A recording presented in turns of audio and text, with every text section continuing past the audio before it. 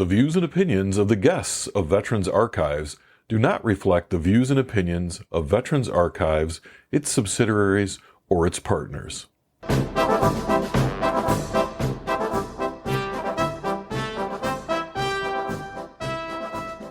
Hello and welcome to Veterans Archives. This is a podcast where you can learn about our military history in the words and voices of the men and women who lived and created it. I'm your host, Bill Krieger, and let's listen to our next story. Today is October 19th, 2023. We are with George Lantz, who served in the Army. How you doing today, George? I'm doing good. Outstanding. So we're going to talk a little bit about your history, your military experiences, and a little bit about why you joined, and hopefully somebody will be able to listen to your story and in years to come. So let's start out with where you are from and what year you were born.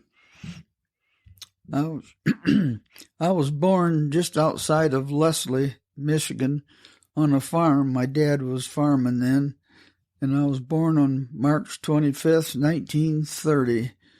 And my parents tell me that we had a snowstorm, and the doctor from Leslie had to come out with a horse and sleigh to deliver me. So that's what happened, I guess.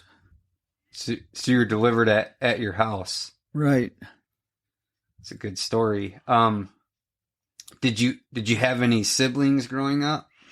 Yes, I had two sisters, both younger than me. I had one Yvonne and one Naoma that was just here. So, yeah, there was just three of us, and I was the oldest. Okay. So were both your parents farmers as you were growing up?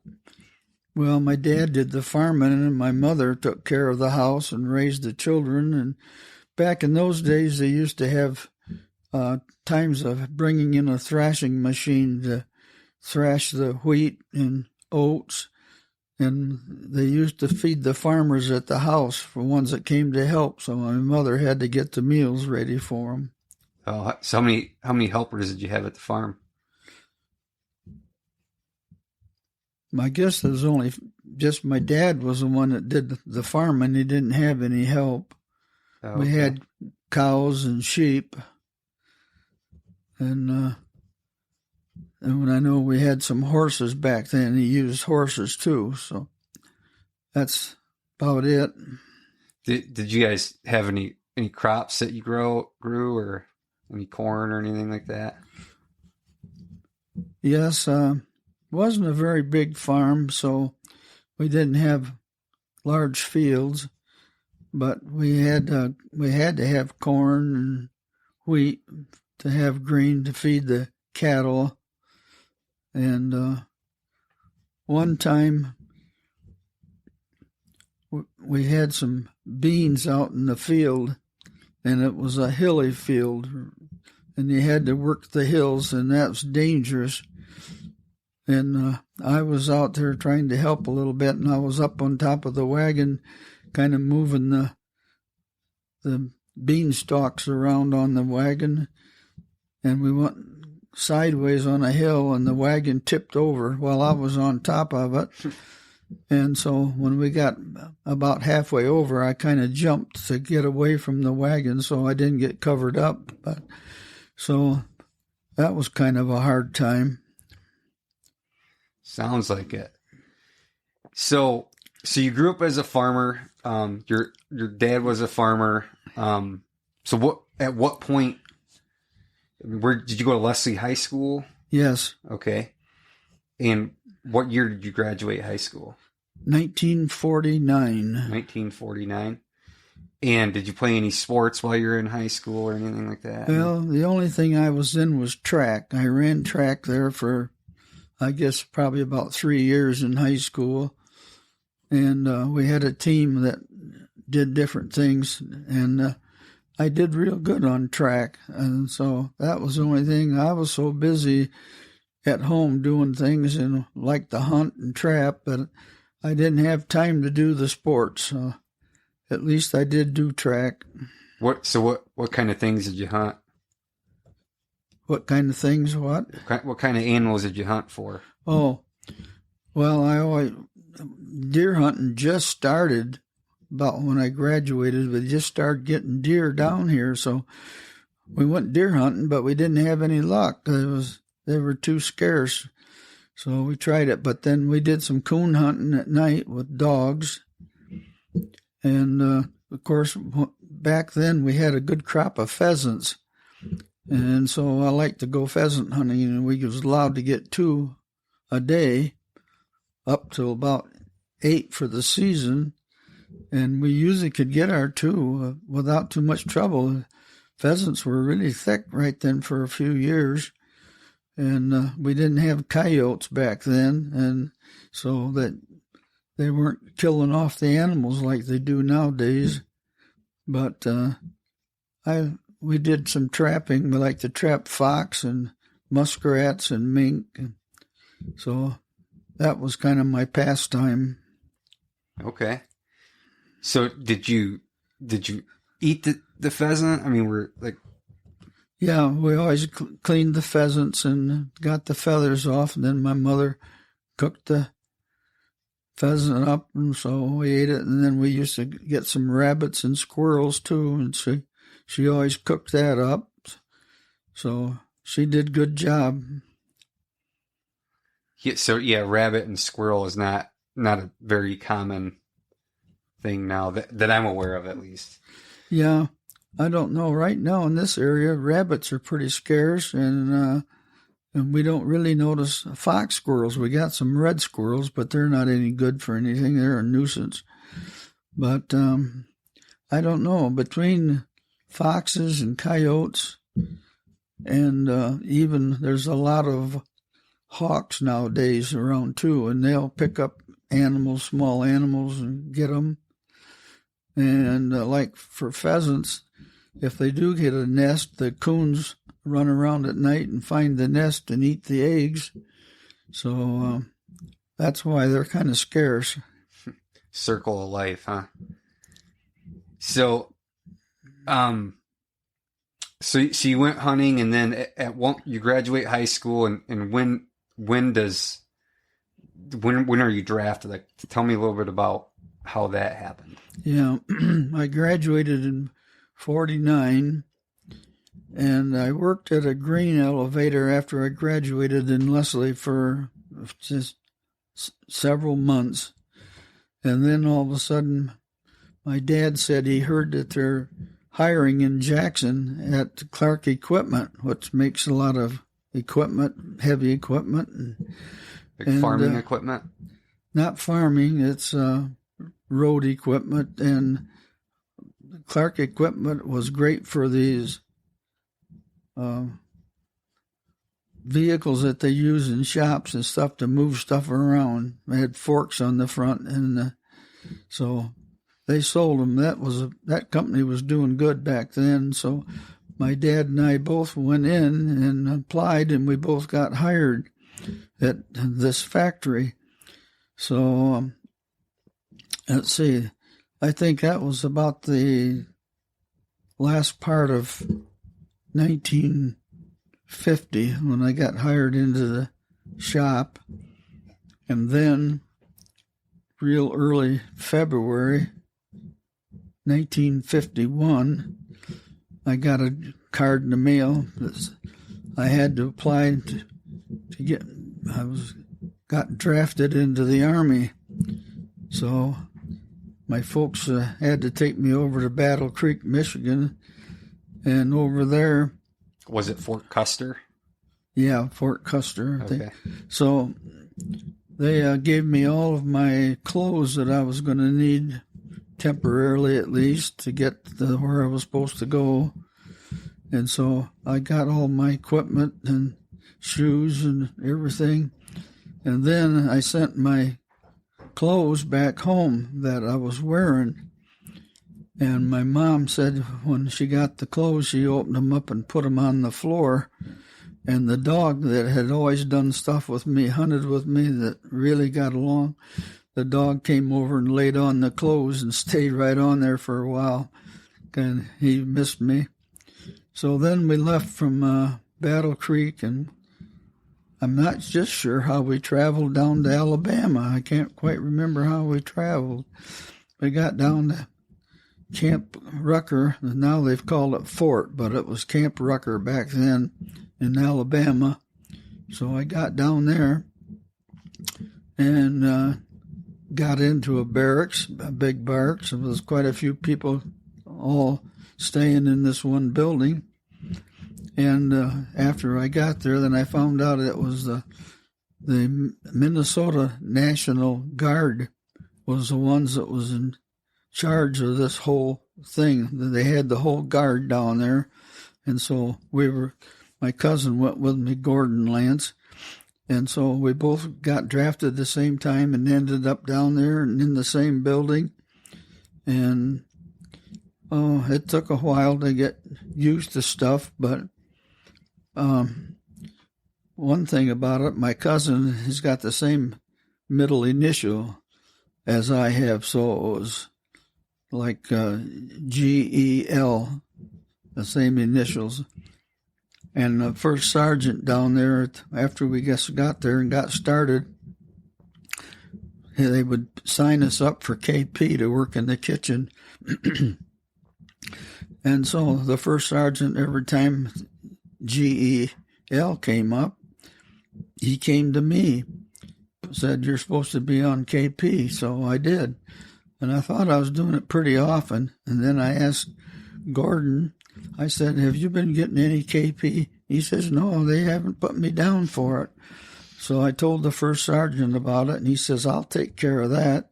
So I guess he ended up getting on the list finally, but I ran it quite a few times before we got it straightened out.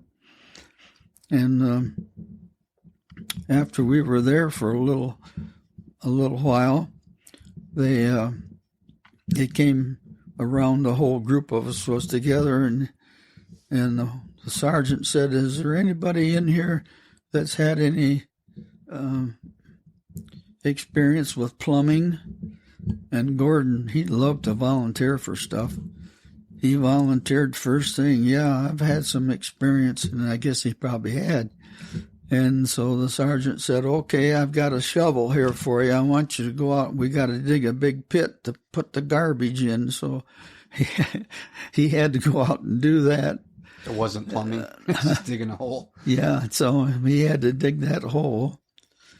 And so we always did calisthenics every morning. So this is basic training, is what you're talking about. Basic training. And then we had classes, and then we had to do things. And we did a lot of hiking with backpacks and everything. And then we spent 2 weeks going over to Texas for maneuvers. And we had to all ride in these big trucks, I guess 6x6 or 4x4. Anyway, the big trucks that we rode in. So we had to go all the way to Texas in those trucks. And that was quite an experience. And how long was the drive? Do you remember? I don't know how long it was for sure, but we went across the Mississippi River. And then I'm not sure how many hours, maybe 4 or 5 hours, we'd stop along the road, and everybody'd have to get out and go and get rid of water. Had to pee. And he said, "You better go, or you're not going to, we won't be stopping for a while again."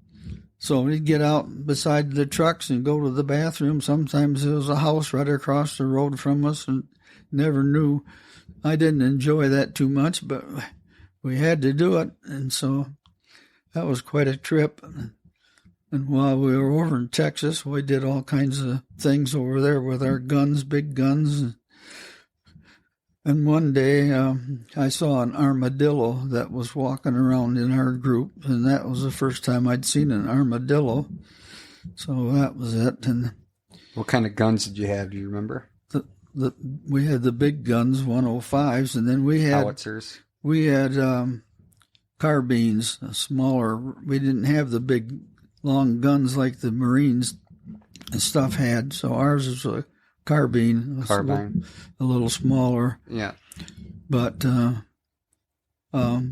we did have a class one day when we had to take a machine gun apart and put it back together piece by piece and work on the machine gun. And I thought to myself, I don't know why we're doing this. I'm never going to use this machine gun. So I don't think I was as careful as I should have been. But anyway, later on, I found out it's a good thing that I did know something about it when I got to go over to South Korea. So I don't know. I was down in Alabama for a year and a half anyway. And then we got the call that so many people's got to go to Korea. And we were in South Korea, but clear up to the line, clear up by the 38th parallel, clear up by the enemy. And So how did you get to Korea? oh, well, I got a letter here somewhere, and it tells, but yeah, we got on a big ship in Seattle, Washington, and it took us quite a while to go across the ocean, and we stopped at Japan. I got a haircut there, and then we got on another boat and went to South Korea. How big were the boats? I mean, were you in like a bay full of people? Were there like multiple cot bunks? Tell me a little bit about that. Yeah, I think they were pretty good-sized boats, and most of them had bunks that had like swinging bunks, sometime like 2 or 3 deep, especially when we went over to get to Japan. And then I think we probably might have had a smaller boat.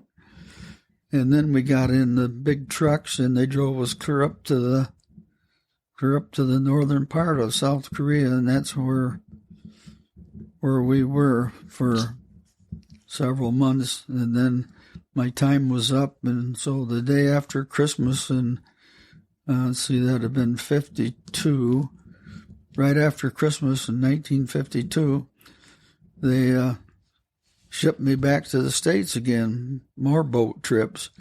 And I came through and come out to California, went under the big bridge. Was that San Francisco? They have that big bridge there. That's what we went under. And we went by Alcatraz, so we saw that in a little distance. And so what's next? So tell me, do you remember how long the boat ride was over to Korea? No, I don't. I don't know how long it was. Anyway, when I got to Korea, I guess I'll mention this. We got clear up to an outfit there in Korea, and we found out that we're replacing like 30% of the group that was there had just got overrun by the North Koreans and probably Chinese and killed 30% of the people in the outfit. And so we were sent over there to to replace them. And so we knew it was kind of a dangerous spot, and it was. But when we first got there, there was I think a first lieutenant that was kind of in charge, and he was checking off the people that were going to be there, and I was listed as a radio sergeant. I was a PFC, but I was doing a sergeant's job, but they froze the rank then, and you couldn't get a higher rank.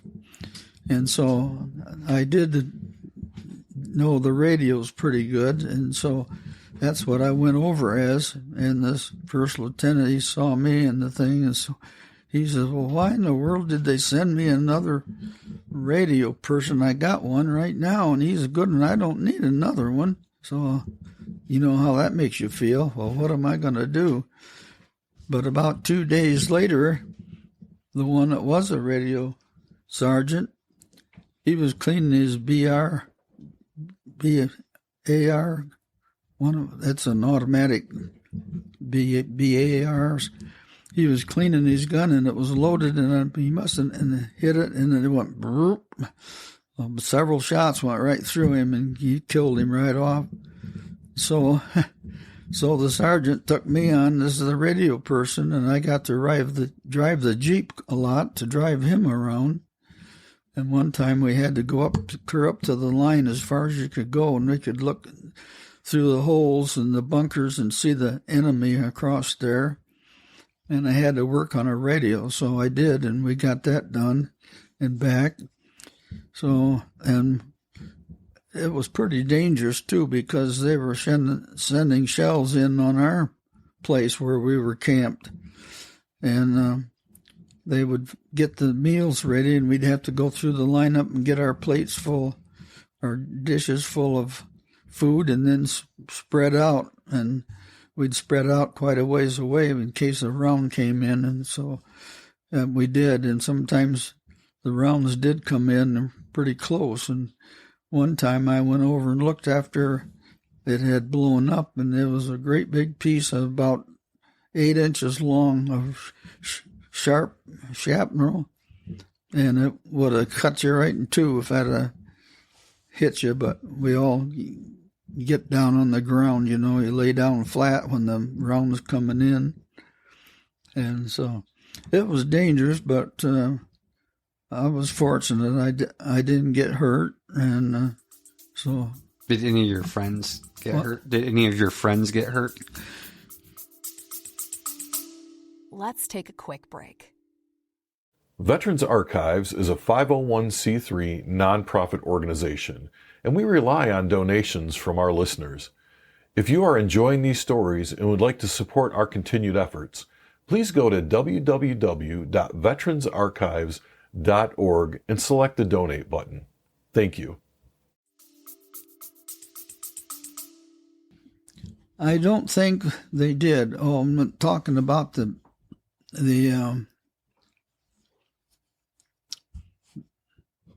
machine gun that we took apart and learned.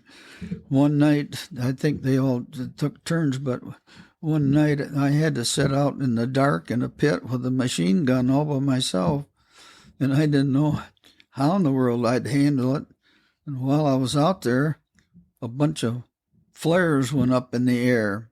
They had trip wires around, and something tripped the wire, and then the flares go up. And so I thought, oh man, I don't know what's happening. And I think we had to probably yell for somebody higher up to come and check, but there wasn't any enemy come, so I was thankful for that. Some animal or something tripped the wire. So that was kind of a scary time. Yeah, it sounds like it. So you were in Korea for about that's the only place you were in Korea? Yeah, I was just up there, and it was sort of a short time because I was getting close to my time to get out. We were in for 2 years, and so I couldn't have been there over maybe 4 months, but through a lot of cold weather, it got really cold over there, and we just had to. One time I was driving the Jeep. That was part of my job, and listened to the radio. I had a radio I had to listen to, and it wasn't far from the 105 howitzers. And I think sometimes I got information, and I had to hand it over to the guys on the guns, whether to fire or not. And it's been long enough, so I don't remember the details. So you probably had forward observers that would call you as the radio transmission operator. Yeah. And then you would relay that information to all the howitzers. Right. Yep. And then you would fire anywhere from 3 to 7 miles away. Yeah, I think about 7 miles is about right. So you're there for about 4 months. Yeah, that's about it. And you said it was cold. So was the terrain like mountainy, or was it?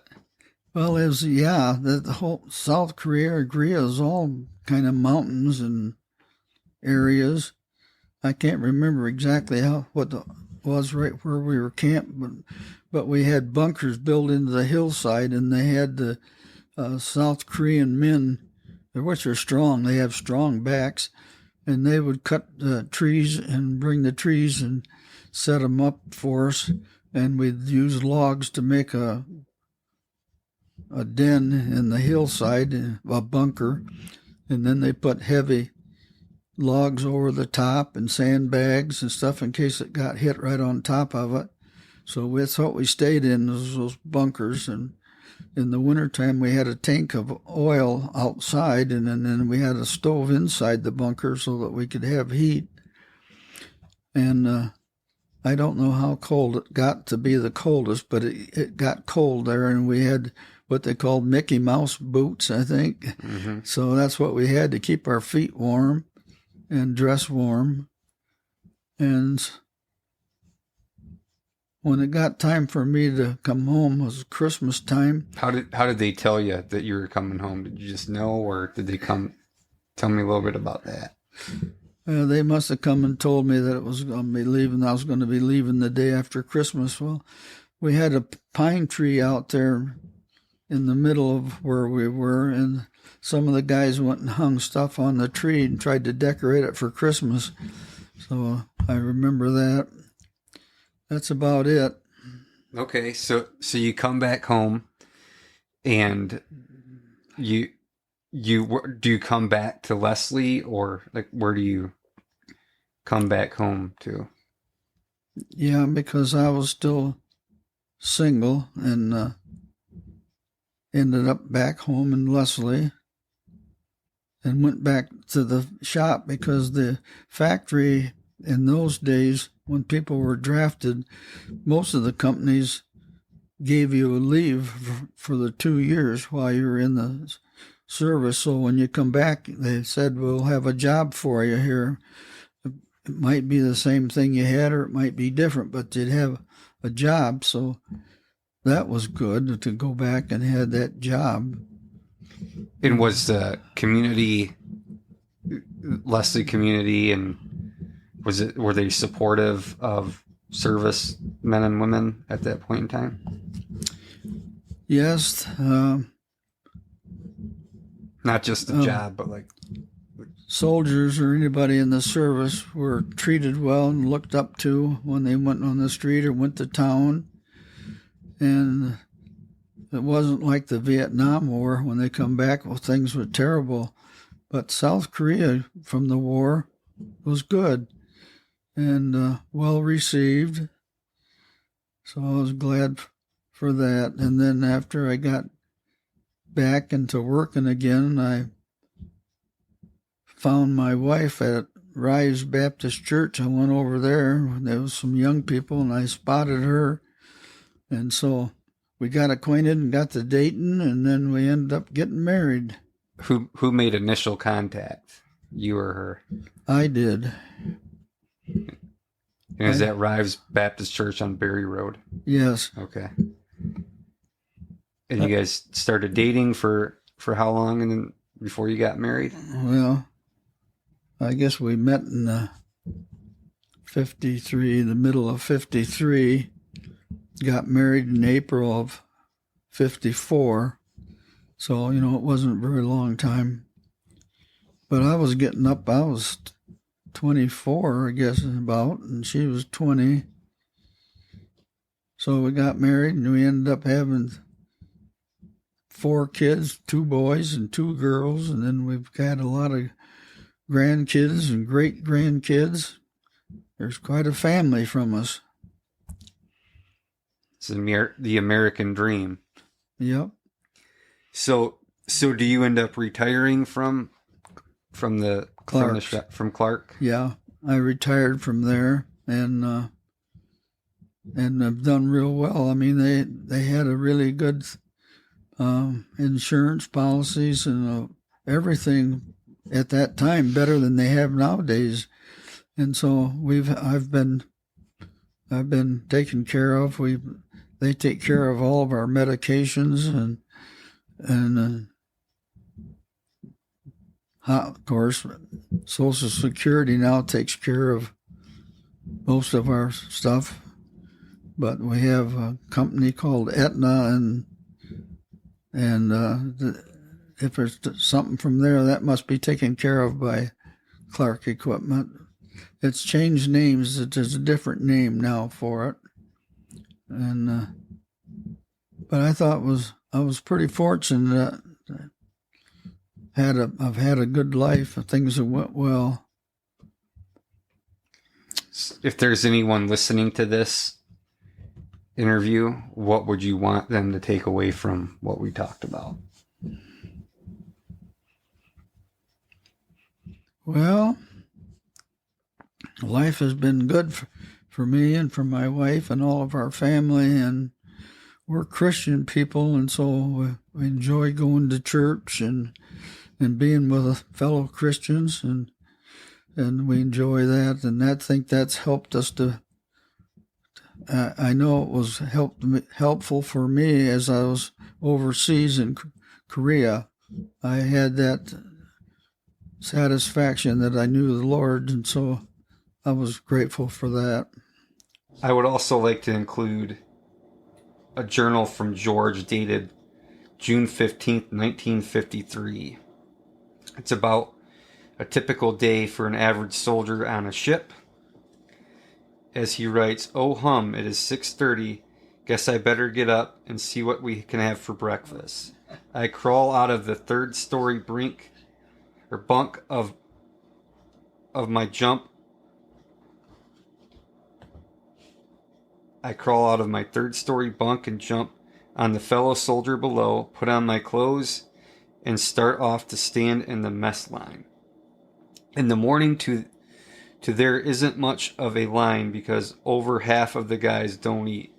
Funny, huh? Well, just wait and see. Here I am, finally got my large metal Troy, and as I pass along the line, the KPs throw on the food. Gee, I hit it lucky this morning. Lots of chow. Now let's see how it tastes. They gave me a huge helping of eggs and ham chunks, but the eggs are dried and spoiled the meat. I just can't eat that stuff, so I move on to the oatmeal. What tasteless food. Can't eat that either, so I'll try the prunes. They are so dry and flat tasting, I couldn't eat those things. Say, guess I better try the hot coffee. It was only colored water, so didn't drink it, but we did